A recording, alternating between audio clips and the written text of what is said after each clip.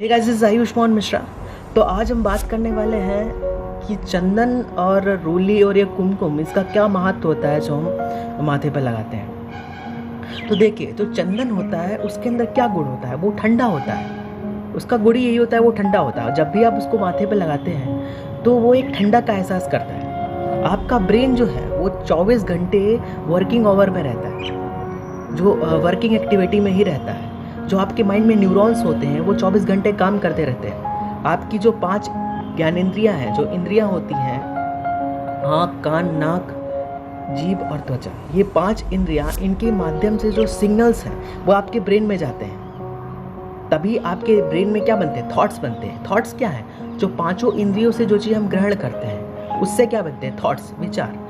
तो यही थॉट्स हैं, और ये थॉट्स जब माइंड में बनते हैं, इसका मतलब क्या होता है कि ब्रेन 24 घंटे काम करता रहता है। और जब काम करता है तो एनर्जी जो है वो खर्च होती है, और एनर्जी खर्च होती है तो क्या होता है, हीट प्रोड्यूस होती है। आपके ब्रेन में एक हीट प्रोड्यूस होती है, और जब आप ऊपर से चंदन लगाते हैं तो वो हीट को एक रिलीफ मिलता है। आपको ब्रेन को एक रिलीफ मिलता है, आपके न्यूरॉन्स को एक रिलीफ मिलता है उस ठंडेपन से, जिससे आपको एंजाइटी और डिप्रेशन का खतरा नहीं रहता है। और हाँ, आपको गुस्सा भी कम आता है।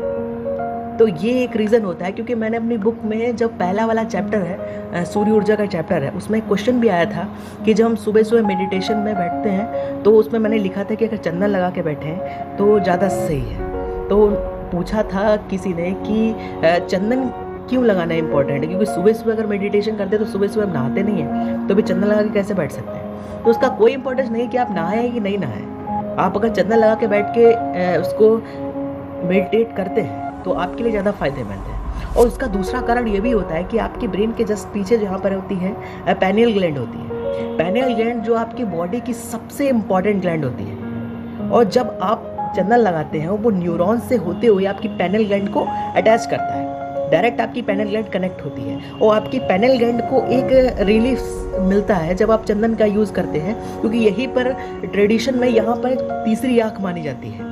यहीं पर आपका आज्ञा चक्र होता है, जिसे अजना चक्र कहते हैं। आज्ञा चक्र भी यही होता है।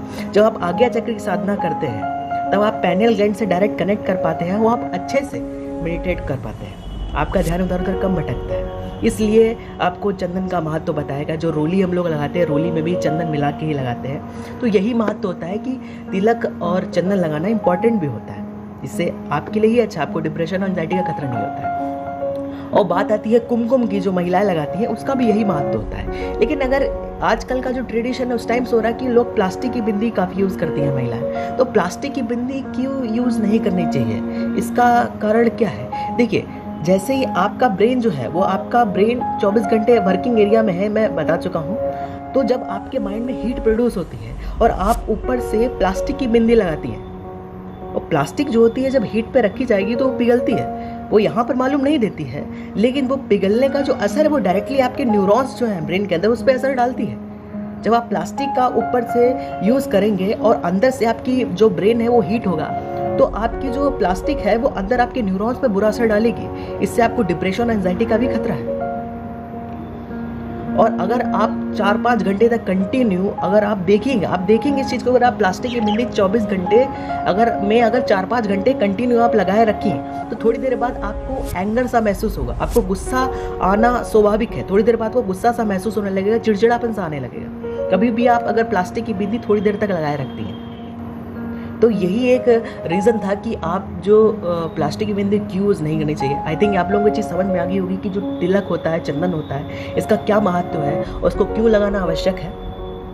अगर आप स्पिरिचुअलिटी में इंटरेस्ट रखते हैं, आप आध्यात्मिकता के बारे में और जानकारी लेना चाहते हैं, तो मेरी book the secrets of spiritual power, जो कि हिंदी और इंग्लिश दोनों भाषाओं में प्रकाशित हुई है, आप खरीद सकते हैं। उसकी लिंक डिस्क्रिप्शन में है। अगर आपको इसी टाइप के ट्रेडिशन से रिलेटेड, स्पिरिचुअलिटी रिलेटेड कोई सारे कन्फ्यूजन्स हैं या कोई क्वेश्चंस हैं, तो आप मुझे इंस्टाग्राम पर जाकर DM करिए। मैं उसका एक प्रोविजनल वीडियो बना के यूट्यूब पर अपलोड करूँगा। Thank you so much.